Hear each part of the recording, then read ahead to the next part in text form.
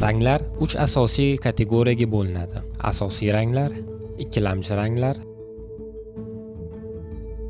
va uchlamchi ranglar.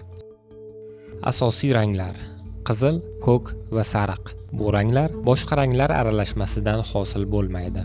Ikkilamchi ranglar: asosiy ranglarni aralashtirish orqali hosil bo'ladi. Masalan, qizil va ko'kni aralashtirganda binafsha, ko'k va sariqni aralashtirganda yashil, qizil va sariqni aralashtirganda esa olov rang hosil bo'ladi. Uchlamchi ranglar: asosiy va ikkilamchi ranglarni aralashtirish orqali hosil bo'ladi. Ranglar g'ildiragi bu munosabatlarni tushunishga yordam beradi. Mos ranglar: rang g'ildiragida bir-biriga qarama-qarshi bo'lgan ranglar, masalan, qizil va yashil, ko'k va to'q sariq. Bu ranglar kuchli kontrast yaratadi. Analog ranglar: rang g'ildiragida yonma-yon joylashgan ranglar, masalan, ko'k, ko'k yashil va yashil. Bu ranglar bir-birini to'ldiradi va uyg'unlik yaratadi. Triadik ranglar: rang g'ildiragida teng masofada joylashgan 3 ta rang, masalan, qizil, sariq va ko'k.